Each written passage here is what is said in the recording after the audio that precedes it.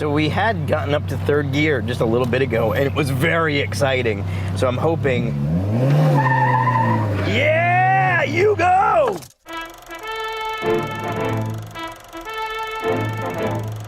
One of the things that's always really bothered me in the world of automotive journalism is that there are so many hacky-ass articles about the worst cars ever made, and almost always, somewhere in the top 5 of that list is this car right here, the Yugo. That's never really sat right with me. I feel like, of anybody, I think I know something about pretty shitty cars, and the Yugo just never seemed like it really deserved its spot on that list. I think you're the world's foremost authority on shitty cars.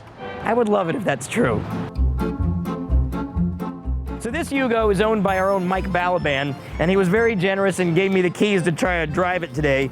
And I've actually never driven a Yugo before, which is kind of amazing considering how much I love, you know, genuinely terrible little cars.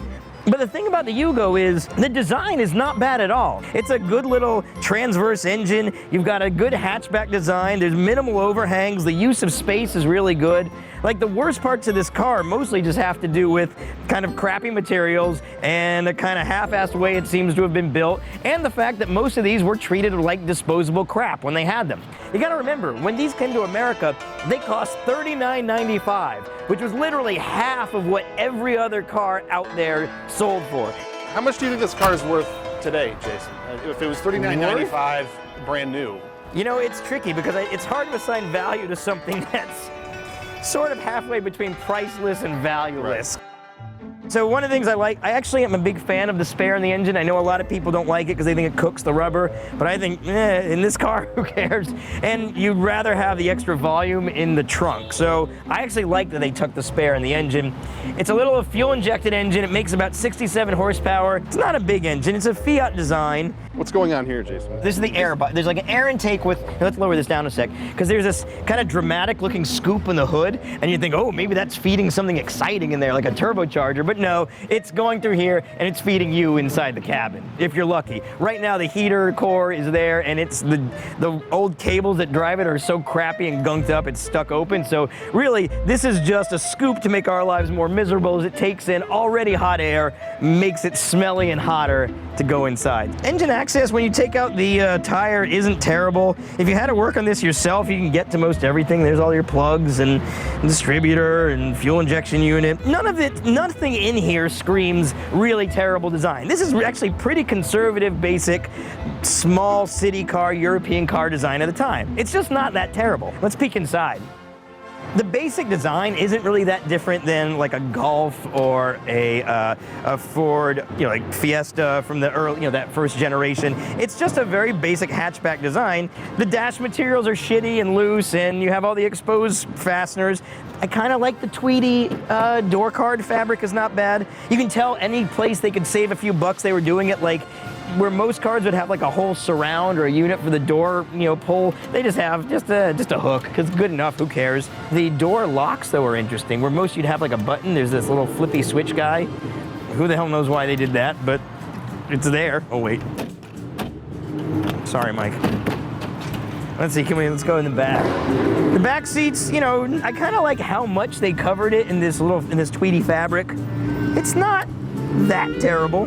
I don't really know what those big hinges are down there. What is that? Is that a hinge? Does the seat bottom fold over? Oh wait, I think it does. Or am I just gonna tear it? Well, I think hypothetically. Sorry, Mike.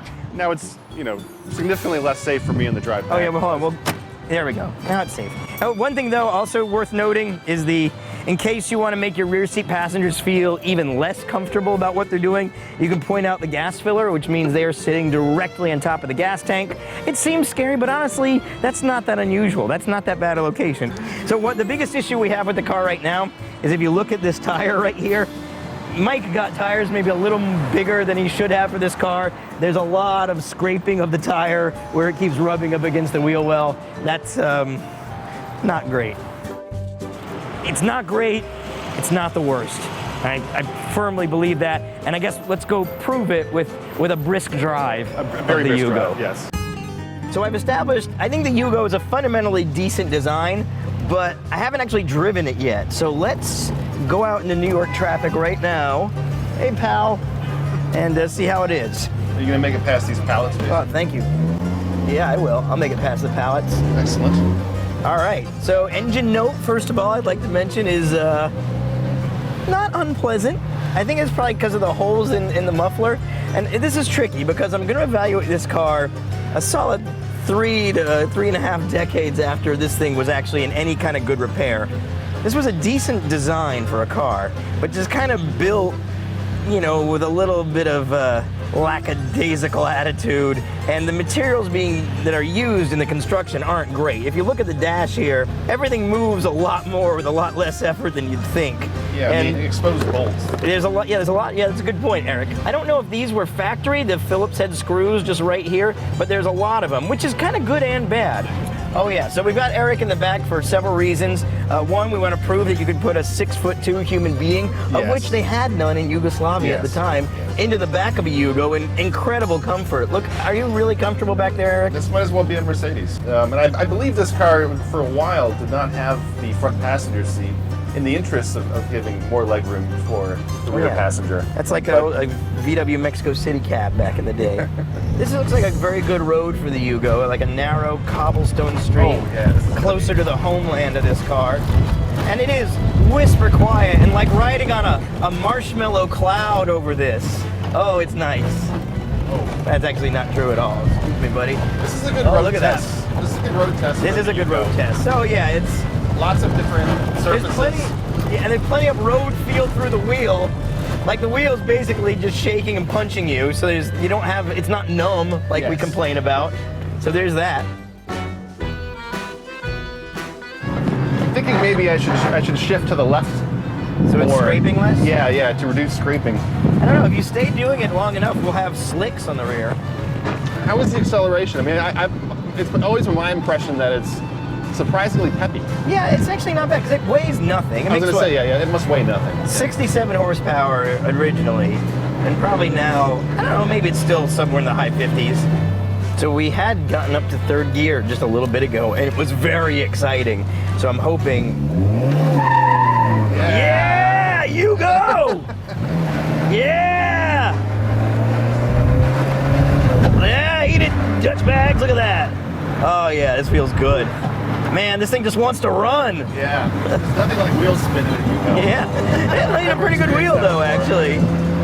Yeah, 60-something, very angry little Slavic horses working hard under there. How fast are we going, Jason? 20, 30 miles per hour? 30. 30, but it feels like 60, which is great. I'm gonna drop down to third again. It feels like 300 from the back seat. I would say that. I don't know how much confidence I have in these brakes exactly. I'm kind of, okay, so if we can't stop, you just jump up and down, just scrape against that wheel harder, so it'll be like a big wheel brake. I've driven cars, like shitty cars at this speed that didn't feel as planted as this does. The handling and steering is not that terrible. Look, this is not the worst car in the world, by any means. It's shitty, but it's not the worst. This is the key to my 2008 Honda Fit, which, as you can see, you can unlock and lock the doors in addition to inducing panic. This is the key to the Yugo, which is, as you can see, the key to the Yugo could fit inside my Honda Fit key. So I let Erik take the wheel so I could try out the back seat, which for someone, you know, less than human size like me is actually not all that bad. Kids would be fine back here. Foam's actually kind of firm, and because I guess this car maybe was owned by someone who didn't have kids or whatever, but it's not even that worn back here. It's not bad. I've been in the back of far worse cars than this. I'm actually deeply terrified right now. Are you? This is, Your terror is not unjustified, but you'll be all right. I mean, as we noted, there's no airbags in a machine like this. No, don't think about any of that. Don't think about any of that. But I mean, just think about, pretend you're a time traveler, and it's the 80s, and everybody was going to die anyway. Because I don't think parents actually started loving their children until probably like, what, the mid to late 90s, right? Yeah. That didn't actually happen until then. Because today people parent. Back then they just had kids. Yeah. That's kind of a nice extravagance for a car like this, the rear wiper. That is nice. Mike takes care of it too, which is good. But I think a rear wiper is a good thing, and yeah, they didn't have to do that. I'm sure this is only in the, look, this is a GV Plus. So this one has all the candy.